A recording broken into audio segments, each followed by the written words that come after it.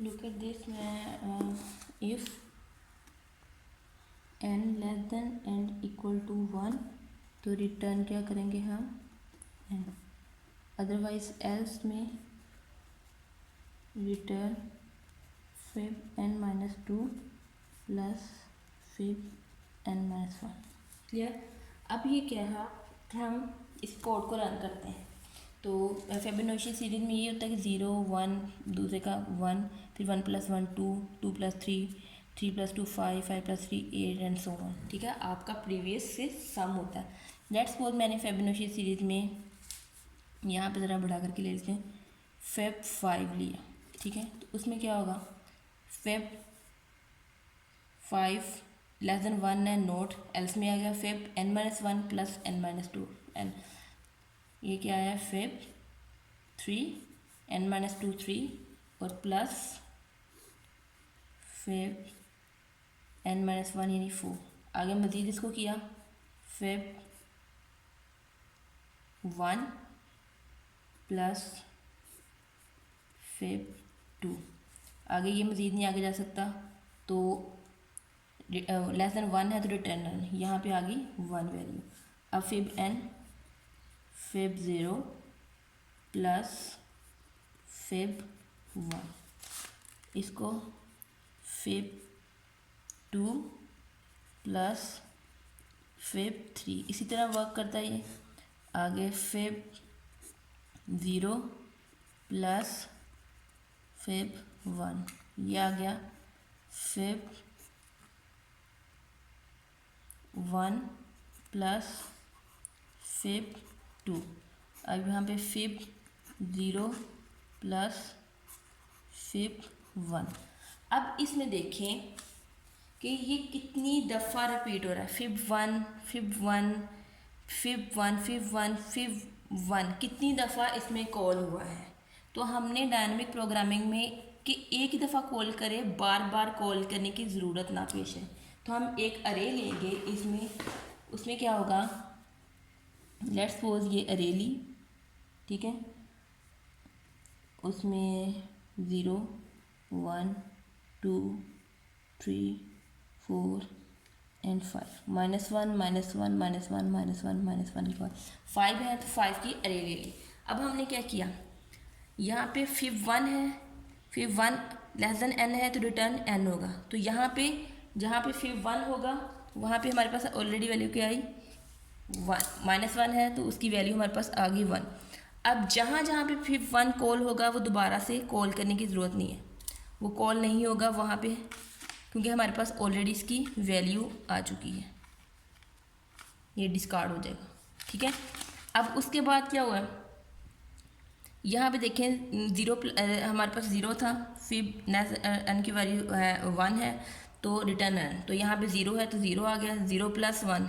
यहाँ पे अब हमारे पास फिब 1 की वैल्यू क्या है 1, दोनों प्लस होकर 0 + 1 फिब की 2 की वैल्यू क्या आ गई 1।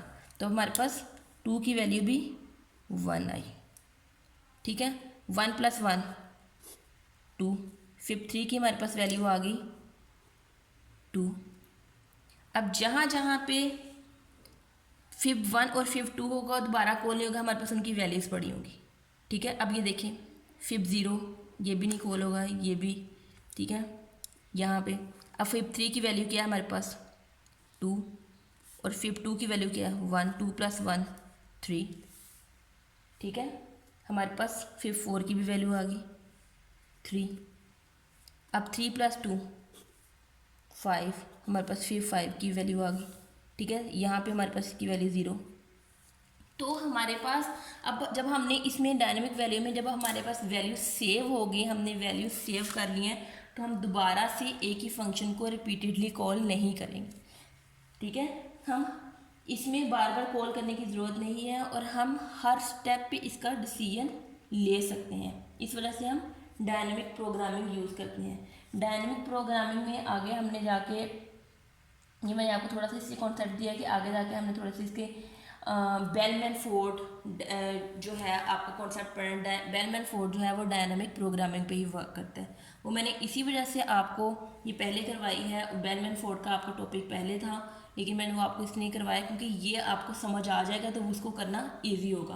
और इसके अलावा हमारे पास ऑलरेडी टाइम कम है, इस वजह से वो टॉपिक जो हम जल्दी कवर कर सकते हैं वो एक दो हम मिक्सअप कर लेते हैं, और जो रह जाते हैं बाकी के वो हम दूसरे टॉपिक से स्टार्ट कर लेते हैं, और जो अलग हो सकते हैं जिनको ज़्यादा टाइम कंज्यूमिंग है तो वो हम उनको अलग कर लेते हैं। तो आज का जो हमारा सारा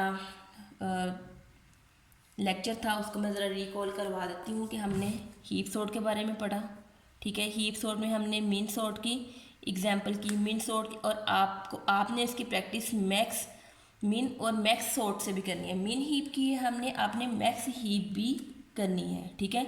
मीन होप में सॉर्ट में क्या होता था कि आपका जो चाइल्ड नोड था वो आपके पेरेंट नोड से बड़ा होता था, यानी आपका पेरेंट नोड जो है वो चाइल्ड नोड से छोटा होता है मीन हीप में। मैक्स हीप में ये होगा कि आपका जो पेरेंट नोड होगा वो आपके चाइल्ड नोड से बड़ा होगा। तो आपने उसके अकॉर्डिंग ही, जिस तरह मैंने मीन हीप की सारी आपको एक एक स्टेप से करवाया है, आपने उसी तरह मैक्स हीप को करना है, ठीक है। तो इसकी अच्छे से प्रैक्टिस कीजिएगा, जितनी आप प्रैक्टिस करेंगे उतनी ही आपको समझ आएगी। ये देखें, मैं आपको एक दफ़ा आपका सिलेबस रिकॉल करवा देती हूँ कि मीन हीप में हमने क्या किया था कि सबसे पहले ये स्टेप लिया था, सेकंड लास्ट नोड से हमने जो मैच करना शुरू करना है कि आपकी जो पेरेंट नोड है आपकी चाइल्ड नोड से लेस है, फिर उसके बाद नेक्स्ट नोड में मैच करना है। अगर मैच लेस है तो ठीक है, अगर लेस नहीं है तो हमने जो सी लेस होगी उसके साथ उसको एक्सचेंज कर देना है, यानी रिप्लेस कर देना है। फिर एक दफ़ा दोबारा से सारी को मैच करना है। अगर हमारे पास सारी जो ट्री है वो सॉर्टेड है तो हमने जो मोस्ट हमारा पेरेंट नोड है उसको अपनी अरे में लिख देना क्योंकि वो सॉर्ट है, और जो सबसे लास्ट एलिमेंट होगा उसको उठा के हमने ऊपर ले जाना है। तो इसी तरह फिर हमने स्टेप सारे रिपीट करने हैं, और वन बाय वन जैसे ही हमारी पेरेंट नोड में जो वैल्यू आती जाएगी वो हम अपनी सॉर्टेड अरे में लिखते जाना है, ठीक है। इस तरह एट द एंड हमारे पास अपनी सारी सॉर्टेड अरे आ जाएगी, और जो कि असेंडिंग ऑर्डर में, क्योंकि मिन हीप है तो ये असेंडिंग ऑर्डर में होगी, और मैक्स हीप में डिसेंडिंग ऑर्डर में होगी। उसके बाद हमने एक कॉन्सेप्ट पढ़ा था डायनेमिक प्रोग्रामिंग। डायनेमिक प्रोग्रामिंग में मैंने फाइबोनाची सीरीज़ की जो कि आपने पहले किया था सारा, उसको आपने अच्छे से पढ़ा भी था। उसी की एग्जाम्पल को लेकर के आपको अंडरस्टैंडिंग होगी, उसी की एग्जाम्पल को लेके मैंने करवाया है कि किस तरह हम आगे बार बार फंक्शन कॉल करते थे। डायनेमिक हीट में हम एक अरे ले लेंगे और उसमें वैल्यू सेव करवा लेंगे, और हम वहीं से वैल्यू उठा लेंगे, दोबारा से बार बार फंक्शंस को कॉल नहीं करेंगे। तो आपने इन कॉन्सेप्ट्स की प्रैक्टिस करनी है, उसको अच्छे से आपने तैयारी करनी है ताकि आपकी प्रैक्टिस अच्छी हो और आप नेक्स्ट टॉपिक्स को पढ़ सकें। अगर आप इन टॉपिक्स की प्रैक्टिस नहीं करेंगे तो आप नेक्स्ट टॉपिक्स पे नहीं जा सकते, और आपके लिए ये प्रॉब्लम खड़ी हो सकती है। तो आपने इनकी प्रैक्टिस साथ साथ करनी है ताकि आगे जाके भी आपके लिए आसानी हो। ओके जी, अल्लाह हाफिज़।